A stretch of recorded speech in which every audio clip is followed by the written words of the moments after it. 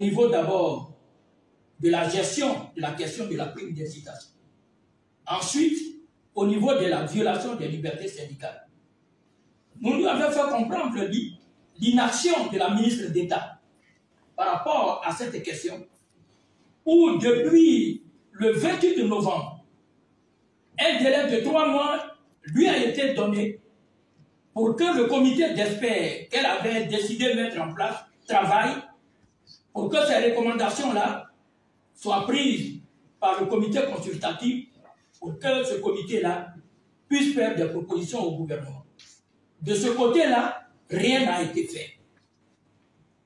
Et le comité d'experts censé être mis en place depuis novembre n'a vu le jour réellement que le 6 mars 2025.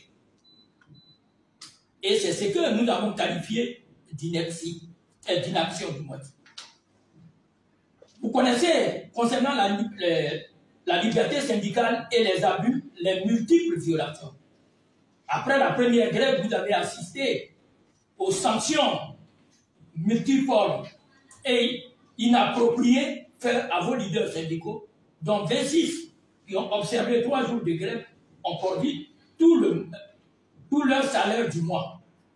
À côté de ça, beaucoup de nos camarades ont été relevés de leurs fonctions, d'autres ont subi des mutations abusives. Donc, nous avons aussi parlé des notes de service et des circulaires prises par le ministère de l'Éducation nationale pour restreindre la liberté syndicale. Et c'est cette situation, nous nous sommes finalement compris. Elle a donc noté que à ce niveau-là, il faudrait donc qu'on se parle pour qu'on puisse trouver des solutions. Et comme elle avait donc une importante séance de travail à faire, nous avons donc décidé de reprendre le travail dans l'après-midi. Et c'est malheureusement pendant cet après-midi où nous avons décidé d'aller prendre de l'énergie au restaurant de la cité administrative qu'on a été interpellé, que toute la direction de l'IS MENA, MEDFA, a été interpellée. La gendarmerie est arrivée et l'ensemble de vos leaders, au nombre de 10, ont été donc amenés à la brigade de recherche. Pendant 2 heures, ils nous ont entendus. Pour ensuite nous accorder notre liberté. Parce qu'au fond, il n'y avait pas véritablement des raisons valables pour nous maintenir à ce niveau. C'est le lieu de dire, de condamner vivement ce qui s'est passé. Parce que l'activité syndicale est réglementée au niveau de notre pays.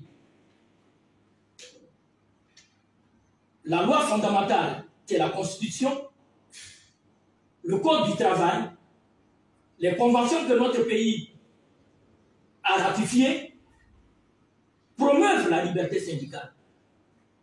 Donc, on n'est pas des malfrats si nous exerçons une activité syndicale. Malheureusement, aujourd'hui, et c'est pour ça que nous le condamnons ça vivement, toute la direction de l'IS MENA allait être pratiquement décapitée par rapport à cette question.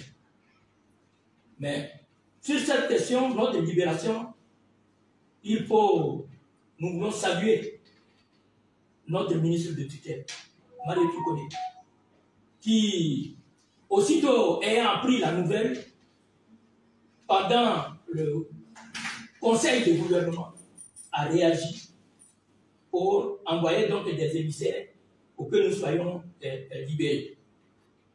Nous profitons aussi de cette communication pour dire à tous ceux qui sont en train d'activer des arrestations de nos camarades dans les différentes villes du pays d'arrêter. D'arrêter parce qu'un fonctionnaire a le droit d'exercer l'action syndicale.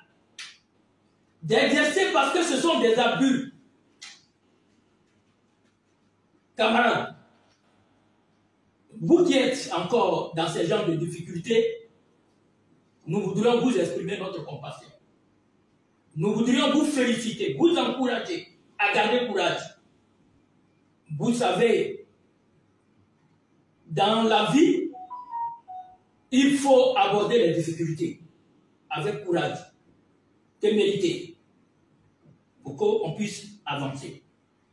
Et je voudrais saluer tous les camarades qui se sont mobilisés pour ces différentes causes, pour protéger les camarades entre nous, pour marquer leur solidarité.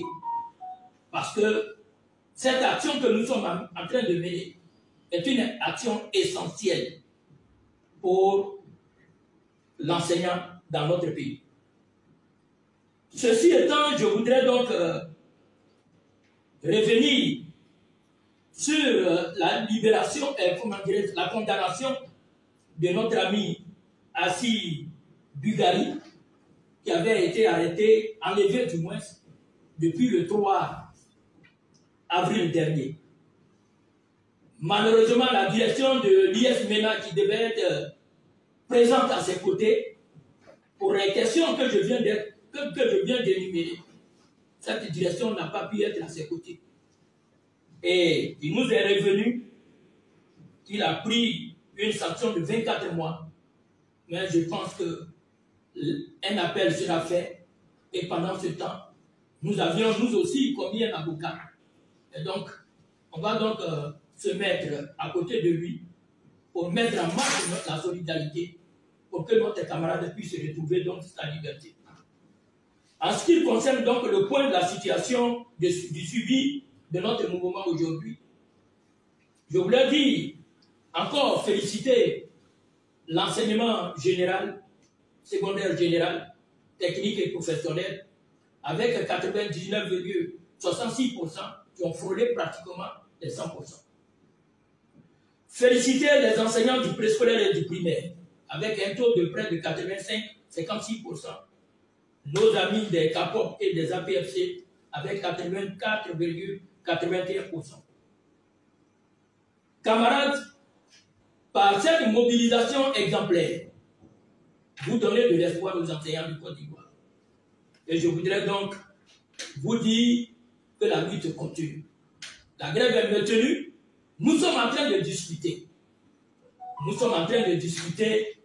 Et si nous avons des conclusions, on vous appellera pour vous informer, pour que les procédures que nous avions ensemble mises en place soient respectées, si nous devons toutefois aller à la suspension de notre mode de grève. Camarades, courage, à la prime. À la prime.